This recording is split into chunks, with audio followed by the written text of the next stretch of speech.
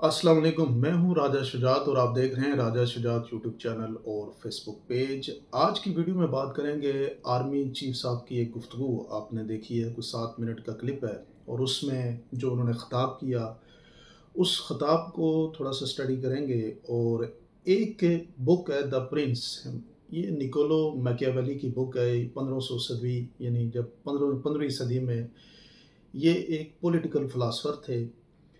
The Prince उन्होंने किताब लिखी, उस किताब से जो कुछ उसूल हैं, जो सियासत के अंदर इस्तेमाल होते हैं, उन उसूलों को भी आपके सामने थोड़ा-सा रखूँगा।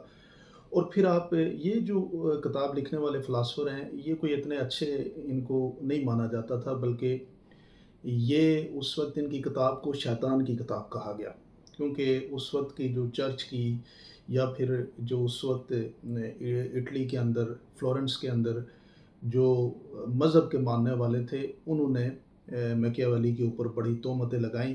लेकिन जो उन्होंने फ़लसफ़े बयान किए, वो फ़लसफ़े बाद में हिटलर ने, फिर मुसोलिनी ने और इसी तरह के रशिया के जो स्टालियन थे, इन तमाम लोगों ने उन फ़लसफ़ों को उनके ऊपर अमल भी किया।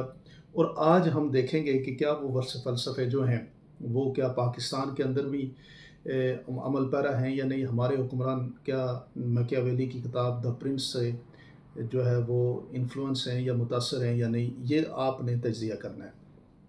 सबसे पहली बात ये है कि जो हमारे चीफ़ ऑफ आर्मी स्टाफ हैं, उन्होंने कुछ गुफ्तगू की, रीअफ़र्म करने की कोशिश की, बलूचिस्तान के हवाले से बात की, कश्मीर के हवाले से बात की। अच्छा, अब और फिर कुरान की जो आयात हैं, उनकी बातें भी की। आपने देखा होगा कि कुरानी आयतों की रेफ़रेंस बना के उन्होंने बातें आपके सामने रखी हैं। लेकिन ये जो तकरीर है ना, आज की दौर में एक बात याद रखें कि पाकिस्तान के अंदर 8 से 9 करोड़ जो नौजवान है, वो जेन ज़ी जिसे कहते हैं, नई जनरेशन है। ये 2000 के बाद की पैदाइश है। 1998 और 2000, 95 और 2000 की बाद की पैदावाश, इसको जेन ज़ी कहते हैं। और ये इतनी होशियार, चालाक ये जो जनरेशन है ना, कि इसके पास रेफ़रेंस भी हैं, तहकीक भी है, सब कुछ है। आर्मी चीफ़ साहब ने कहा कि ये जो सोशल मीडिया के अंदर बैठे हुए लोग हैं, ये फॉरवर्ड एंड रिसीव करके जो है ना वो बात करते हैं। लेकिन अगर हम प्रैक्टिकली देखें, तो फॉरवर्ड एंड रिसीव वाले मैसेजेस तो जो किए जाते हैं, वो तो हुकूमती माउथ स्पीकर जो हैं वो करते हैं। आप जितने भी हुकूमत के अंदर हुकूमत की हमायत के जो आपको साफ़ी हज़रात नज़र आएँगे, उनके आप स्टेटस चेक कर लें, सब एक ही स्टेटस लिखते हैं। जो स्टेटस एक को भेज दिया जाता है, वो सारे कॉपी पेस्ट कर देते हैं, फॉरवर्ड एज़ रिसीव करके उसको सोशल मीडिया, ट्विटर के अंदर, फिर यूट्यूब के अंदर वीडियोज़ बनाते हैं। तो मैं सिर्फ पहले आपको मैकियावेली के बारे में बता देता हूँ। मैकियावेली ने अपनी किताब लिखी द प्रिंस, और ये किताब जो है वो सियासत के अंदर बड़ी मशहूर हुई। और इस किताब के अंदर जो उसूल हैं, मैं आपको 3-4 उसूल आपके सामने रखता हूँ, क्योंकि वीडियो फिर लंबी हो जाएगी। फिर अगर आपको पसंद हुई तो नेक्स्ट कहीं इसके बारे में बात करेंगे। उन्होंने कहा कि जो इखलाकियात है ना, इसका सियासत के अंदर, मोरालिटी का सियासत के अंदर कोई किरदार नहीं है। उन्होंने कहा कि पॉलिटिशियन को धोखा, फ़रेब और जो है ना झूठ जो है वो पॉलिटिशियन को बोल देना चाहिए अपनी ताकत को बचाने के लिए। उन्होंने ये कहा कि अगर आपने लोगों के अंदर, अगर आप चाहते हैं कि लोग आपकी आपकी बात मानें, तो आप उनसे खौफ़ उनके दिलों में डाल के बात मनवाएँ, एज़ कम्पेयर टू आप उनकी इज़्ज़त करके बात मनवाएँ। यानी आप लोगों से कोई इखलाकी तौर पे लोगों की अप्रोच में ना रहें, बल्कि लोगों के दिलों के अंदर अपना खौफ डाल के आप उनसे उनकी बात मनवाएँ। ये मैकियावेली ने कहा। फिर उन्होंने कहा जो जो मज़हब है ना, इसको आप बात लोगों को दिखाएँ ज़रूर कि आप मज़हबी हैं, लेकिन मज़हब का इस्तेमाल आप करें लोगों को कंट्रोल करने के लिए। आप ज़ाती हैसियत में ये अपने आप को लोगों के सामने डिपिक्ट कराएँ कि आप बहुत मज़हबी हैं, आपको कुरान के बारे में, आपको हदीस के बारे में सब पता है, लेकिन उस पे आप अमल ना करें, सिर्फ़ लोगों को दिखाने के लिए आप करें। और झूठ, फ़रेब, धोखा जो है, ये आप ईज़िली आप करते रहें, इसमें कोई ऐसा इश्यू नहीं है। अगर आपको अपनी हुकूमत बचानी हो, तो उसके लिए आप गैर ज़रूरी कत्ल भी कर सकते हैं, किसी को मार भी सकते हैं, किसी को गायब भी कर सकते हैं। ये भी ना मैकियावेली का उसूल है। मौका परस्ती जो है वो सियासत के अंदर होनी चाहिए। आप सियासत में मौका परस्ती को देखें, अवाम की जो हमायत है वो आप वो उनसे अवाम अगर आपकी हमायत करते हैं ओके फ़ाइन, नहीं करते तो आप उनको ज़ोर ज़बरदस्ती और उनके ऊपर प्रेशर करके आप उनकी हमायत आप ले सकते हैं।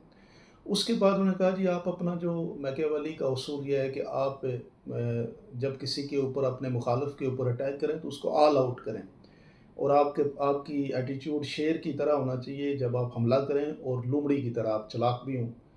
तो ये जो कि इखलाकियात जो है वो इंसान को कमज़ोर कर देती है। रहम दिल वो जो आदमी होता है वो कोई बड़ी हुक्मरानी नहीं कर सकता।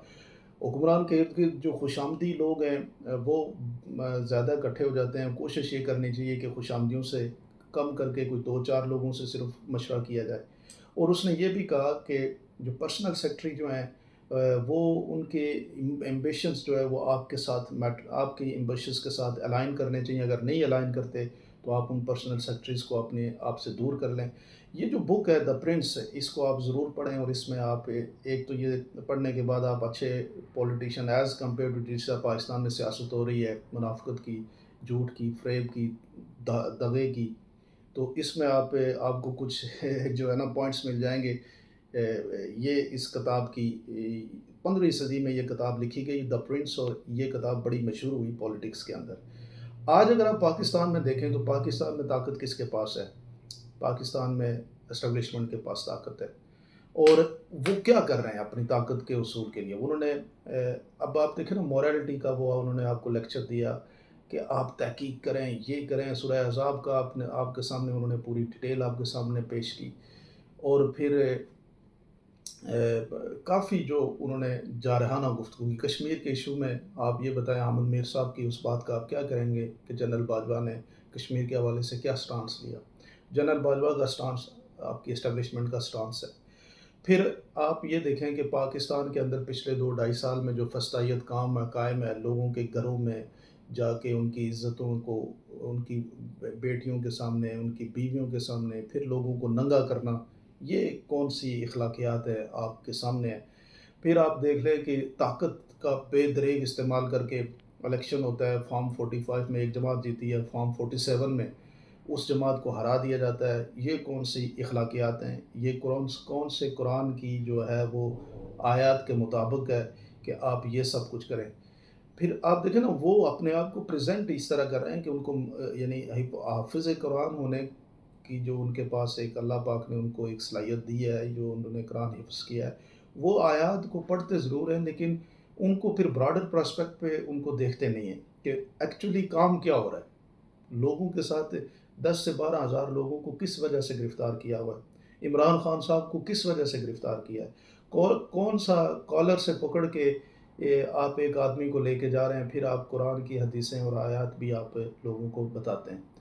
तो कुरान की हदीस और आयत जो हैं उनका आप मैं ये समझता हूँ कि इस तरह से इस्तेमाल नहीं होना चाहिए, बल्कि आप ये कहें कि आप कुछ इस तरह के ये जो निकोलो मैकियावेली जैसे फ़िलासफ़र हैं, पॉलिटिकल फ़िलासफ़र हैं, जिन्होंने ताकत को एक्वायर करने के लिए अपनी जो ताकत अपने पास रखने के लिए जो नज़रियात पेश किए, आप उन नज़रियात पे अमल कर रहे हैं। ये दगा, झूठ, फ्रॉड, बदमाशी और ये सारे जो हैं ये कुरान पाक की आयतों और हदीसों के मुताबिक नहीं है। हमें इस्लाम को थोड़ा-सा एक बड़े कैनवास पे रखना चाहिए।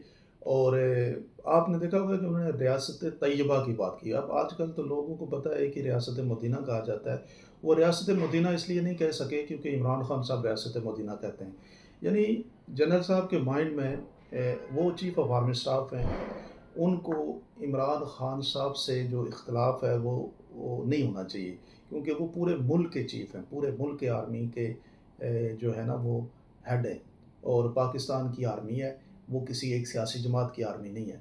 और दूसरी बात ये है कि ये जितने भी लोग आए थे ओवरसीज़ कन्वेंशन में, आप ये बताएं कि इनमें से कौन से लोग हैं जिन्होंने पाकिस्तान में, देख लेते हैं अगले 2-3 महीनों में आपको पता लग जाएगा कि कितने बड़े लोगों ने इन्वेस्टमेंट पाकिस्तान में की।